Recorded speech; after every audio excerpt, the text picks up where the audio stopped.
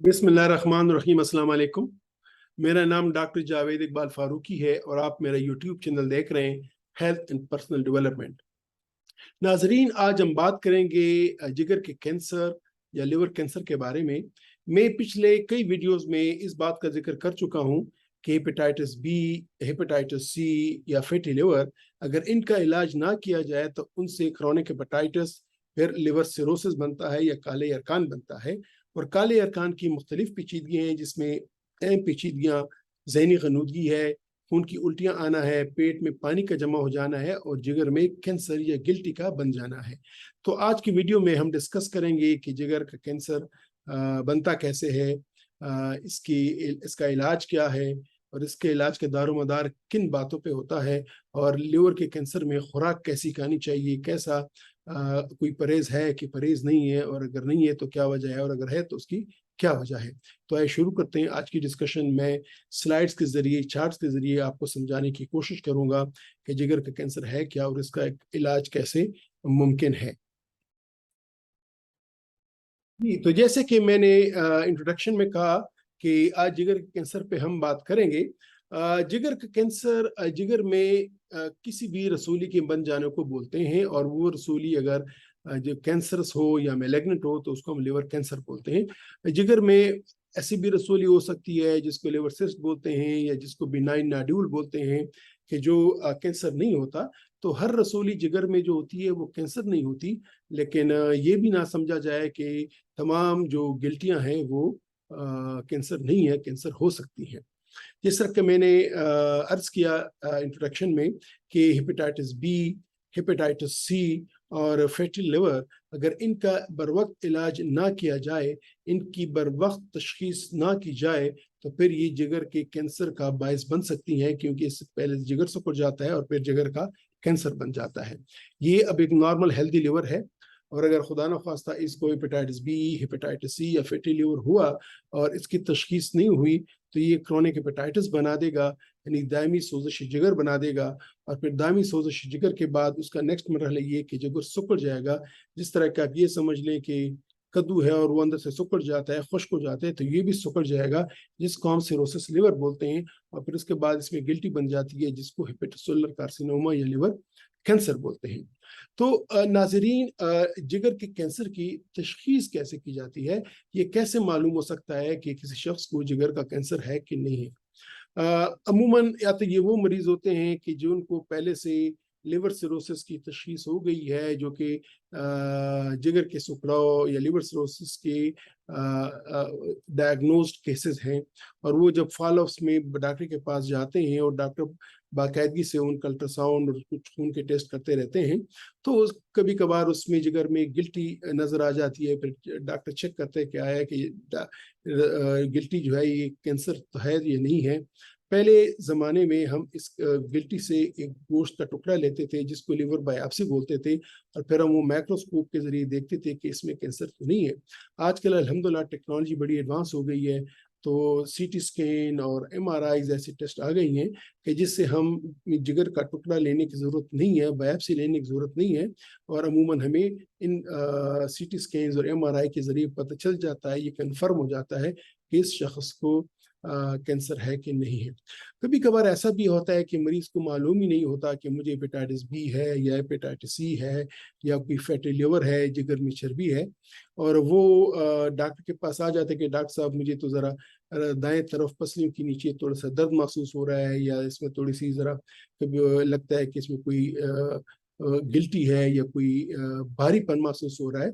तो जब वो डॉक्टर उसको एग्जामिन करता है, उसका मुआयना करता है, उसके बाद वो कुछ टेस्ट करता है कि जिनमें कोई खून के टेस्ट शामिल होते हैं, अल्ट्रासाउंड होता है, तो वहाँ पे मालूम हो जाता है कि इसके जिगर में तो एक रसूली है।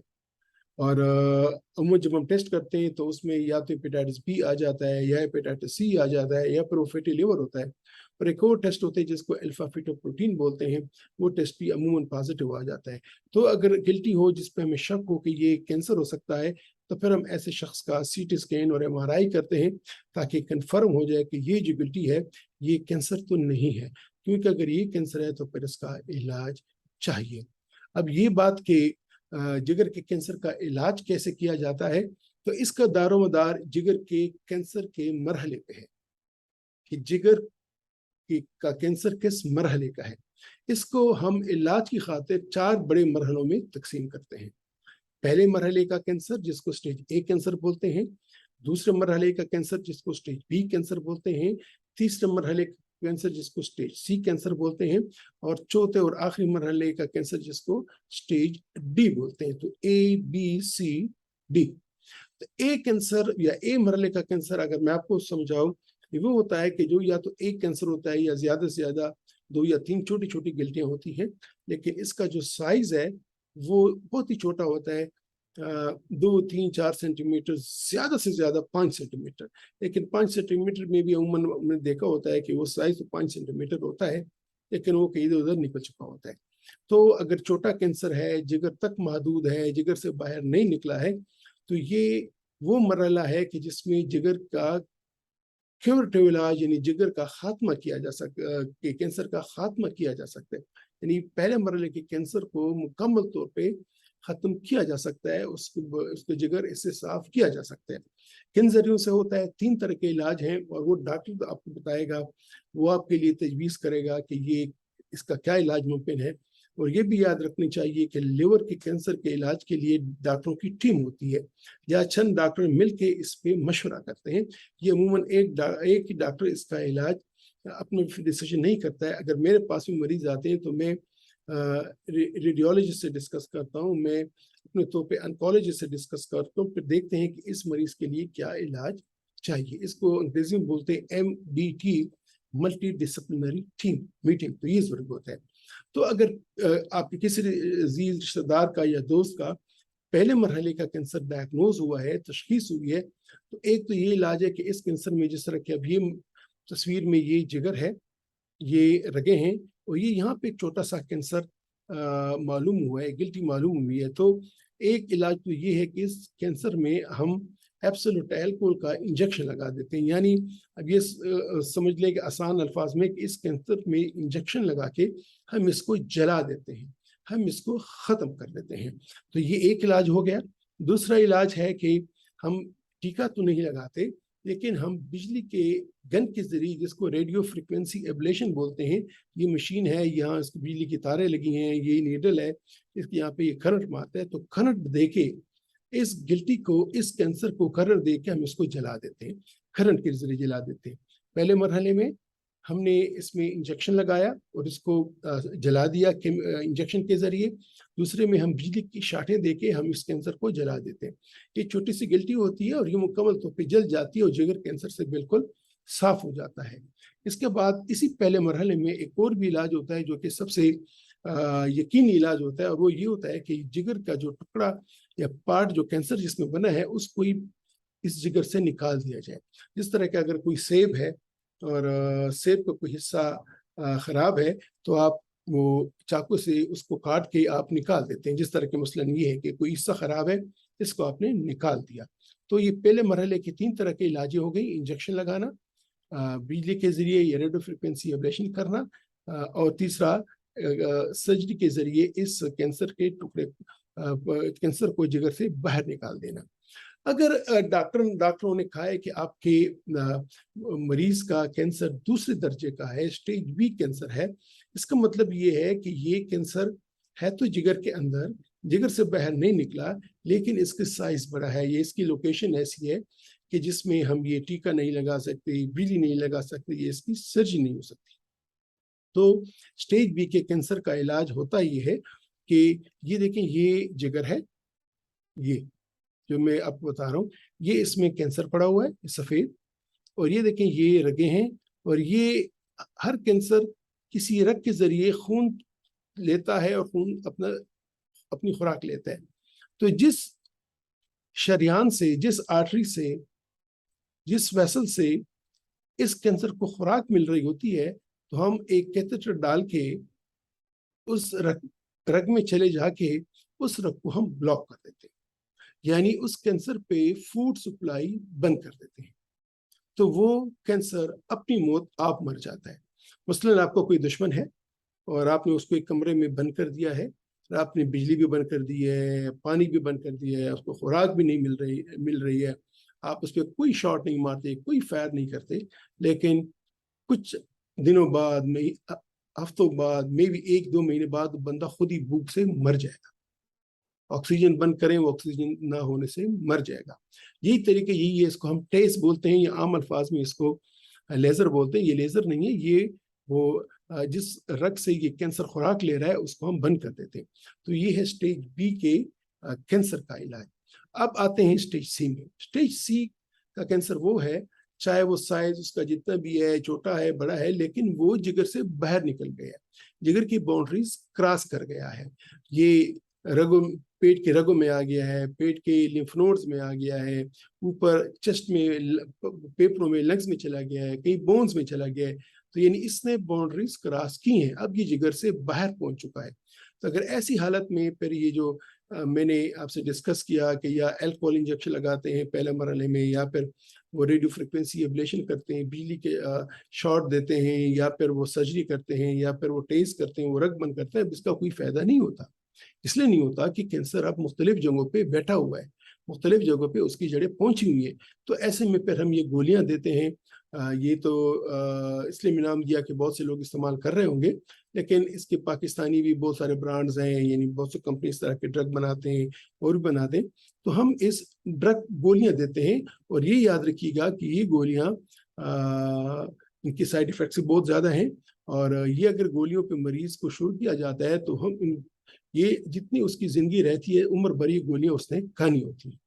لیکن یہ بھی آپ کو یاد رکھنا چاہیے کہ جس طرح کے پہلے مرحلے میں جو 3 طرح کے علاج تھے, اس سے تو جگر کا کینسر بالکل ختم ہو جاتا ہے, دوسرے مرحلے میں وہ کنٹرول ہو جاتا ہے. کہ تیسرے مرحلے میں جگر کا کینسر ختم نہیں ہوتا, کنٹرول بھی بس اتنا زیادہ نہیں ہوتا, لیکن اس کے جو مضر اثرات ہیں کینسر کے وہ ذرا کنٹرول ہو جاتے ہیں. تو یہ ذہن میں رکھ لیجیے گا کہ آپ یہ نہ سمجھیں کہ یہ گولیاں لکھ دی ہیں اور اس سے میرے مریض کا کینسر ختم ہو جائے گا. کینسر ختم نہیں ہوتا, وہ تھوڑا سا اس کے مضر اثرات ختم ہو جاتے ہیں اور وہ تھوڑا سا کنٹرول ہو جاتا ہے. اب آتے ہیں اسٹیج ڈی کے کینسر کے متعلق. اسٹیج ڈی کا کینسر وہ ہے کہ چاہے اس کا جو بھی سائز ہے, چاہے وہ جگر کے اندر ہے یا جگر سے باہر باؤنڈری کراس کر چکا ہے, لیکن اگر مریض کی حالت خراب ہے, اس کی کنڈیشن بری ہے, اس کی صحت خراب ہے, اس کے پیٹ میں پانی ہے, اس کو بے ہوشی کے دورے آتے ہیں, یا اس کو خون کی الٹیاں اس نے کی ہیں, یا اس کے گردے کوئی مسئلہ ہے, یا کوئی وہ شوگر کا مریض ہے, شوگر بہت زیادہ آؤٹ آف کنٹرول ہے, وہ ہارٹ کا مریض ہے, ہارٹ کی بیماری آؤٹ آف کنٹرول ہے, اس کا مطلب کہ وہ جنرلی وہ بہت کمزور ہے اور اس کی لائف ایکسپیکٹنسی اتنی زیادہ نہیں ہے. تو ایسے مریض کو پھر ہم پیلیٹو کیئر دیتے ہیں. پیلیٹو کیئر یعنی ہم ان کی تکالیف دور کرتے ہیں, اس کی ذرا طاقت اس کو لاتے ہیں. یہ جو اس کو درد ہو رہا ہے, اس کو جو بھوک مٹ گئی ہے, اس کی جو کمزوری ہے, تو ہم ان کا علاج کرتے ہیں. کینسر کو ہم کچھ نہیں کر سکتے.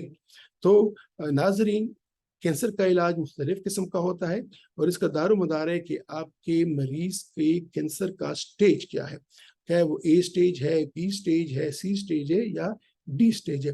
اب باتیں ہیں جو سب مجھ سے پوچھتے ہیں, تمام مریض بھی پوچھتے ہیں, مریض کے رشتہ دار بھی پوچھتے ہیں, اور کبھی مانتے نہیں ہیں میری بات. یہ میں کہہ دوں کہ وہ کبھی میری بات مانتے نہیں ہیں. وہ کہتے ہیں کہ جگر کے کینسر میں خوراک کی کیا اہمیت ہے, خوراک کیسے ہونی چاہیے. تو خدا را یہ بات ذہن نشین کر لیں. دیکھیے, چاہے اسٹیج اے کا کینسر ہے, اسٹیج بی کا کینسر ہے, اسٹیج سی کا کینسر ہے, اسٹیج ڈی کا کینسر ہے, آپ اس کو جو بھی علاج کرتے ہیں وہ علاج کامیاب ہوگا کہ نہیں ہوگا یہ اللہ تعالیٰ جانتا ہے. ضرور نہیں ہے کہ آپ علاج دیں اور وہ کامیاب ہو جائے. ایک چیز جس میں اللہ تعالیٰ نے واقعی شفا رکھی ہے اور جو کام کرتی ہے, اور اللہ تعالیٰ کام انشاءاللہ کام کرے گا, وہ ہے خوراک. اچھی خوراک, بہترین خوراک, طاقت والی خوراک. گوشت دیں مریض کو, گوشت پہ کوئی پرہیز نہیں ہے. مچھلی دیں, چھوٹا گوشت, بڑا گوشت, مرغی کا گوشت, مختلف قسم کے فروٹ, سبزیاں, دالیں, کوئی بھی چیز ایسے مریض پہ منع نہیں ہے.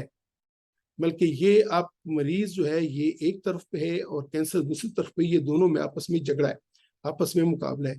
تو اگر آپ اپنے کینڈیڈیٹ کو, اپنے کھلاڑی کو جب آپ طاقتور نہیں کریں گے, آپ اس کی صحت نہیں برابر کریں گے, تو وہ دوسرے کھلاڑی سے ہار جائے گا, بہت جلدی ہار جائے گا, وہ جلدی اس کو ناک آؤٹ کر دے گا.